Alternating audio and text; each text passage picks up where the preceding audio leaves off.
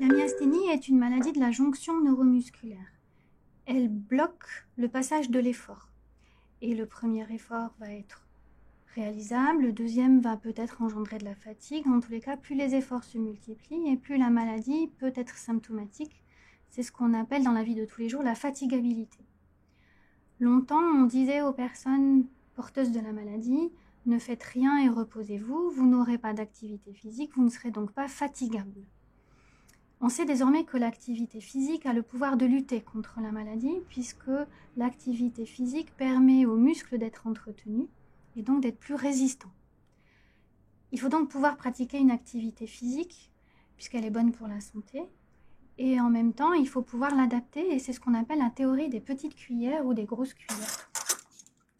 Alors, du coup, ça, c'est le fait qu'on ait un nombre défini de cuillères par jour qui peut peut-être varier en fonction, pour les myasthéniques, en fonction des jours où ça va et des jours où ça va pas. Et en fait, chaque tâche qu'on va faire, qu'on va accomplir, va coûter plus ou moins de cuillères. Il faut imaginer sa journée comme une succession de tâches qui vont être variables, des tâches qu'on va représenter par les cuillères. Et il y aura des journées avec beaucoup de cuillères, des journées avec moins, des journées de petites cuillères et des journées de grosses cuillères. Vous commencez votre journée, vous avez, je dis une bêtise, mettons 12 petites cuillères, qui sont le niveau d'énergie que vous avez. Ou quand vous avez votre téléphone portable, vous avez vos petites barres d'énergie. Bon. Puis vous avez des communications téléphoniques à passer, vous avez des choses à faire. Puis à chaque fois que vous faites quelque chose, vous consommez. Quand vous êtes bien portant, vous consommez, mais vous récompensez tout de suite. Quand vous êtes myasthénique, vous consommez aussi, mais vous ne reconstituez pas votre stock. Et à un moment donné, il faut choisir. Est-ce qu'aujourd'hui, je sors? Est-ce que je vais dîner ce soir avec mes copains? Ou est-ce que je fais, je fais, par exemple, la cuisine? Voilà, c'est une vraie question. Est-ce qu'aujourd'hui, je suis capable d'aller de tondre ma pelouse? Ou de sortir ce soir voir mes copains? C'est l'un ou l'autre, c'est pas l'un et l'autre. Toute l'idée, c'est dans ma journée, comment je peux faire pour avoir mon activité, mais aussi une activité physique, alors qui peut être une petite cuillère, des choses douces, du yoga, du tai chi, et je peux peut-être avoir envie d'en faire 2, ou alors c'est une journée qui déjà est de par elle-même des petites cuillères, parce que le reste de ma journée est une petite cuillère en termes d'activité générale, mais par contre, moi, mon envie à moi, c'est d'aller courir, ou d'aller faire du squash ou autre chose, et on peut imaginer que ce soit une grosse cuillère. Et toute l'idée est de s'adapter pour qu'il n'y ait pas à l'utilisation de ces ressources cuillères la réapparition de symptômes de la maladie, et donc il va falloir adapter. Dans la consultation, on a des personnes qui sont plutôt extrêmement actifs physiquement, on a des marathoniens, on a des personnes médaillées, on a des gens qui font le tour du Mont Blanc, ce qui est extrêmement exigeant, mais c'est leur choix et les traitements peuvent s'adapter pour pouvoir avoir ce choix-là.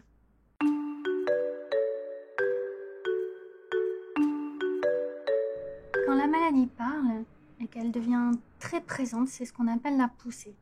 La première des choses à faire dans la poussée, c'est de se reposer et de savoir se ménager. Ce n'est pas un signe de faiblesse, c'est un signe de bonne gestion de sa maladie pour pouvoir ensuite repartir.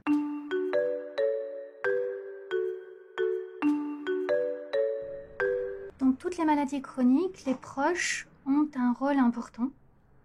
D'abord de soutien, parce qu'il est difficile d'être malade et que toute maladie impacte aussi les proches. Et dans cette maladie très particulière, il faut savoir aider, puisque c'est une maladie qui amène de la fatigabilité. Souvent, les personnes malades, elles ont besoin, en plus de la compréhension, d'une aide réelle physique. Porter les courses ou déléguer des tâches qu'elles faisaient auparavant. Et puis, ça amène souvent de l'imprévu, c'est-à-dire que quand la personne est très en forme, il faut savoir en profiter pour pouvoir sortir et faire tout ce qu'on pourrait avoir envie de faire, mais juste là, maintenant. Donc, dans mon parcours, donc, ce qui était effectivement important, c'est aussi le soutien de la famille. Donc, moi, j'ai la chance, effectivement, avec mon épouse, d'avoir quelqu'un de très compréhensive qui m'a aidé, qui a compris qu'à un moment donné, c'est pas que je voulais pas, c'est que je ne pouvais pas faire. Elle sait que j'ai des difficultés, elle le comprend, donc elle va savoir que quand on fait les courses, par exemple, quand on rentre, elle sait que moi je vais avoir besoin de décompresser, de me reposer, donc elle va me laisser tranquille et va s'occuper de la ranger, par exemple. Voilà. Des fois, je suis pas en forme, ben, c'est elle qui va aller faire les courses toute seule. Des fois, je suis en pleine forme et ça va bien et ça se passe bien, puis il y a des fois, je peux pas. Quand on va dîner, par exemple, chez des amis, il arrive assez fréquemment que moi, je rentre me coucher et qu'elle reste pour finir la soirée tranquillement avec les amis, etc. quoi. Quand j'avais du mal à manger, une chose, alors maintenant je mange quasiment à une vitesse normale, de croisière, à peu près comme tout le monde, mais à certains moments, où pour manger une demi-assiette, il me fallait 1 heure. Et ben mon conjoint faisait l'effort de rester à table avec moi, simplement être là. Il continuait à... Et en plus, quand je mangeais, je ne pouvais absolument pas parler, mais être là, simplement là, et une présence en fait, en disant bon bah là, elle galère pour manger, elle peut pas parler, donc on peut même pas faire la conversation, mais simplement là. Bon, c'est un peu long, mais voilà. Au début, ça a été compliqué pour tout le monde. Parce que, normal, moi je me demandais pourquoi j'avais ça, mais eux ils se demandaient pourquoi moi j'avais ça. Et ça a été difficile pour eux de me voir à l'hôpital comme ça dans une chambre toute seule avec une sonde nasogastrique. Et du coup, tout le monde en a pris un peu plein la tête. Et après, j'ai eu l'impression que c'était plus difficile pour eux d'apprendre à vivre avec que moi. Parce que moi c'est vrai qu'il y a des moments où je comprenais pas trop, j'ai l'impression d'être bien, et puis d'un coup j'étais fatiguée, et après j'étais pas bien. Mais après, on finit par se dire, bon bah ok c'est comme ça, et on avance, et voilà. Mais c'est vrai que mes parents et ma sœur, c'était un peu... ils me l'ont pas dit directement, mais je sentais que ils aimaient pas me voir comme ça. Et des fois, ils étaient un peu surprotecteurs. Alors au début, maintenant, tout le monde le vit très bien. Et il faut, en tant que malade, expliquer ce qu'on ressent parce que ça se voit pas. Et des fois, même si ça se voit un peu, les gens comprennent pas trop, les autres comprennent pas trop ce qu'on peut avoir besoin. Alors qu'ils veulent absolument nous aider, mais c'est vrai que si on le dit pas spécifiquement, des fois, ça a du mal à passer. Le message a du mal à passer.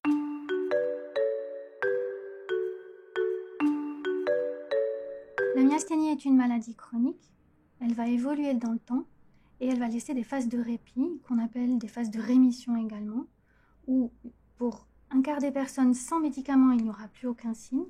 Et on sait que pour 50% des personnes autres, avec médicaments, il n'y aura pas de signe. Les symptômes sont tous réversibles. Et même quand on a l'impression que ça dure, parce que quelquefois il y a des poussées qui durent, et on se dit mais est-ce que je vais retrouver ma vue, est-ce que ma paupière va se redresser, est-ce que je vais pouvoir de nouveau manger normalement, est-ce que je vais pouvoir parler normalement, marcher. En fait, les muscles ne sont pas atteints. Donc, les muscles ne sont pas atteints. 2, c'est pas neurodégénératif. La maladie, pour l'instant, on ne sait pas la soigner, mais on sait la stabiliser. Et on retrouve, y compris quand il y a des moments où on perd certaines fonctions, on les retrouve toutes.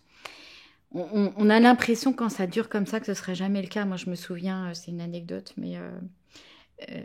je marchais beaucoup en talons avant et quand je me suis mise à marcher comme une vieille dame âgée, je me suis dit je ne remettrai plus jamais de talons et je me disais je vais donner toutes mes paires de chaussures à talons. Et en fait, on peut remettre des talons un jour, peut-être un peu moins haut et sans courir, mais on les remet.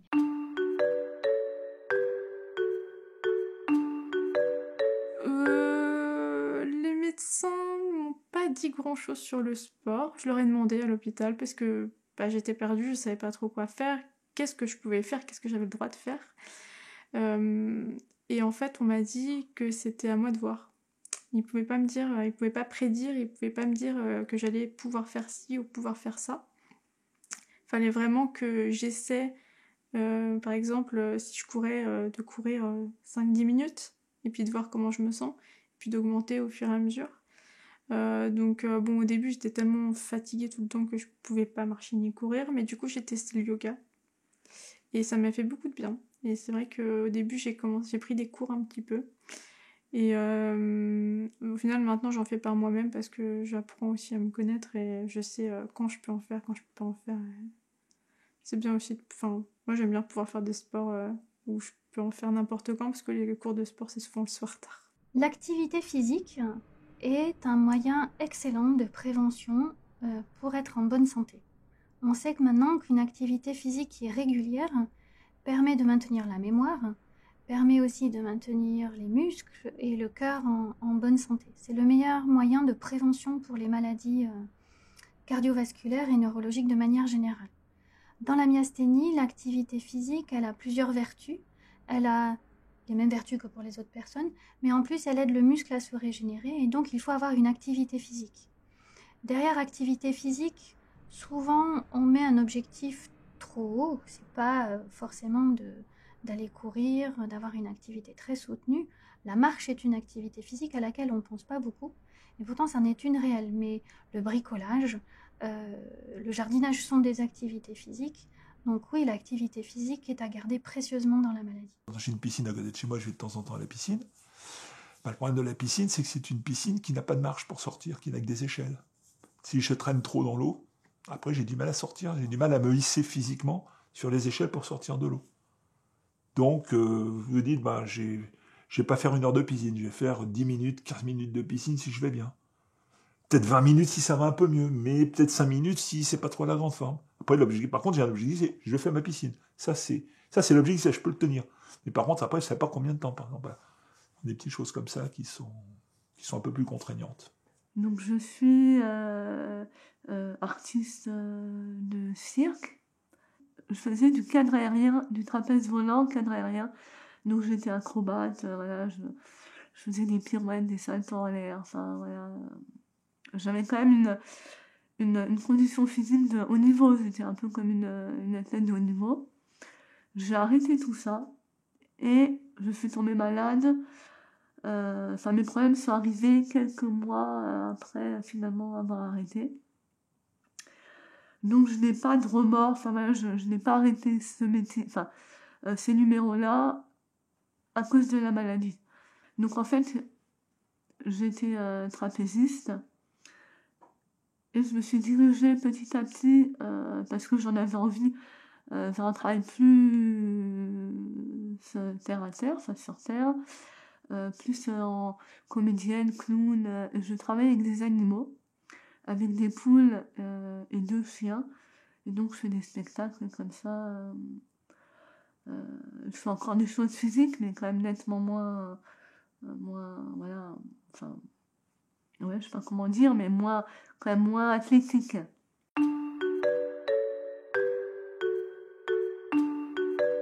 Je pourrais évoquer les bénéfices, même si ça peut paraître étonnant comme ça, de la maladie. En fait, c'est un chemin de vie. Et à un moment, par exemple, moi, je suis convaincue que si c'était pas arrivé, alors j'aurais fait de tas d'autres choses, mais il y a des moments que j'aurais pas vécu avec mes enfants. Je le disais à un autre moment, il y a des moments où peut-être être tout le temps à la maison, ou en tout cas beaucoup plus à la maison, ça peut être pesant pour tout le monde.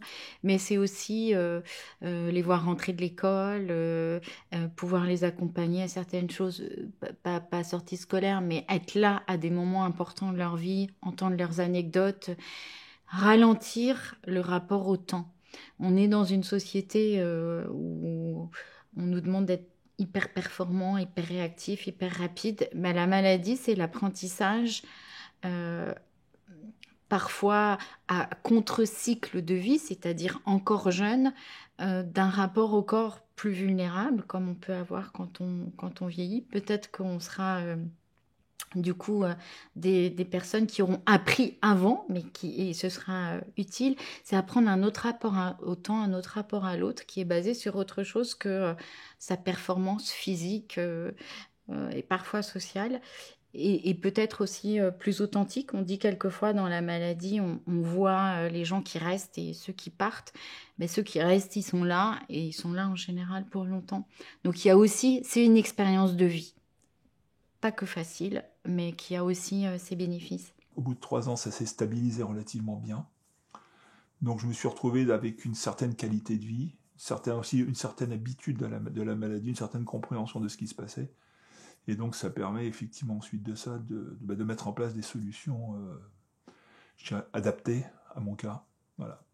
Et de se forger surtout une philosophie de vie qui est donc basée sur Carpe Diem, qui effectivement prend la vie comme elle vient, avec une petite particularité de myasthénie qui est ma pierre personnelle, c'est demain sera un autre jour. Donc si je peux pas le faire aujourd'hui, c'est pas grave, je le ferai demain. Puis je peux pas le faire demain, je le ferai après-demain, ça n'a aucune importance. Dans la vie de tous les jours, ce que ça a profondément changé chez moi, c'est que ça a réduit mon horizon de projection. C'est vrai que j'étais quelqu'un qui avait tendance à me projeter dans des projets, dans des activités. Alors je le fais toujours parce que c'est ma nature, mais par contre l'horizon est très très réduit. C'est-à-dire que ça m'arrive parfois quand la vie est un peu compliquée avec... donc il y a la maladie de ma femme, mais il y a aussi des problématiques que j'ai personnelles avec ma maman qui est quelqu'un de vieillissant, avec les enfants qui sont des adolescents. Voilà. Quand beaucoup de choses se cumulent, c'est vrai que mon horizon se réduit quasi à une demi-journée. C'est-à-dire je me lève le matin avec la fatigue que je peux avoir, avec peut-être des coups de blues, des moments un peu compliqués, et donc je vis ma matinée. Au bout de la matinée, je me projette dans l'après-midi, et puis voilà. Mais on est plus, enfin, pour ce qui est de ma part, je suis plus dans l'instant présent. Donc voilà, il y a des côtés positifs, des côtés négatifs. Ça, c'est un côté positif. Je profite beaucoup plus de l'instant présent, je profite beaucoup plus de ce qui peut se passer maintenant et aujourd'hui, et peut-être un peu moins dans ah oui, j'aimerais faire ça, ah oui, on va faire ça, voilà. Disons que je m'adapte en fonction de mes muscles. Des fois, je vais sentir que je vais être un peu fatiguée, donc je vais pas manger une fondue bourguignonne le soir, quoi. Mais ou je vais pas faire des gros repas. C'est vrai que les repas de famille, quand c'est le soir, c'est un peu compliqué. Je le fais, je m'adapte en fonction de mes médicaments. S'il faut, je reprends mon Mestino LP plus tôt. Mais je m'adapte. Il faut s'adapter, mais en s'adaptant, on vit normalement, on va mieux. Et on a des petites galères, mais tout le monde a des galères dans la vie. Nous, c'est ça. Bon, ben voilà, faut faire avec. Et on n'est pas moins...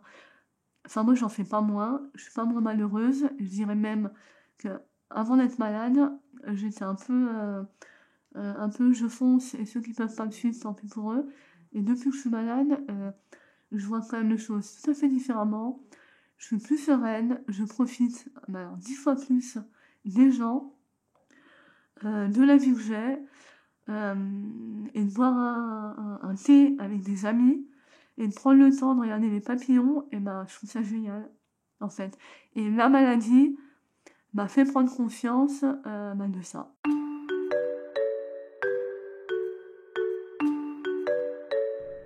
La myasthénie n'est pas une maladie qui est liée à l'alimentation. On n'a absolument pas la preuve qu'elle peut être liée à des maladies du ventre, par exemple. Et en ça, on n'a pas de raison d'enlever des aliments. Par contre, il y a un seul aliment qui est comme un médicament, auquel on ne pense pas beaucoup, c'est certains sodas, avec des étiquettes jaunes, qui contiennent de la quinine. Et la quinine est un antipaludéen qui est dans la liste des médicaments interdits.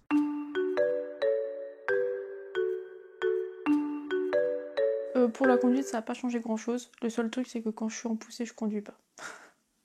Parce que je suis trop fatiguée et ça m'est déjà arrivé de devoir aider à appuyer ma jambe pour débrayer. Enfin bon, c'était un peu limite.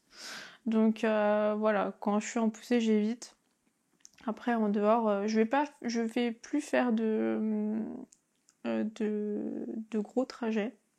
Ou alors va vraiment falloir que je me repose entre, parce que ça me fatigue énormément pour le coup de conduire. Et après, si je suis avec quelqu'un, en général c'est la personne qui conduit, mais je peux conduire, c'est pas un problème. La maladie n'a aucun impact sur la conduite, contrairement à une maladie de la mémoire, qui pourrait être une interdiction. Il y a quand même deux choses à prendre en compte. Quand on voit double, forcément il est difficile de conduire. Et on peut ne pas voir double pendant plusieurs kilomètres, mais cette fatigabilité peut apparaître, et là il faut savoir s'arrêter et se reposer. La vision double, elle peut être jugulée également par le port de lunettes avec des prismes qui peuvent aider. La conduite en soi n'est pas interdite, mais il faut être raisonnable et savoir ne pas se mettre en danger. L'autre difficulté potentielle est de conduire sur des très longs trajets, qui sont eux à éviter potentiellement parce que quand même très fatigants.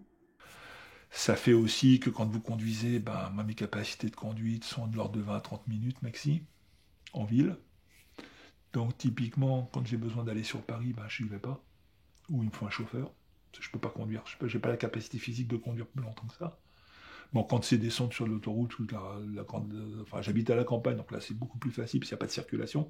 Mais qu'il y a de la circulation, c'est compliqué, par exemple. Voilà, prendre les transports en commun, c'est difficile.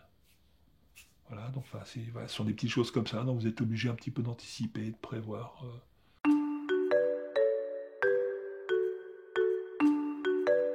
Mon métier est un peu...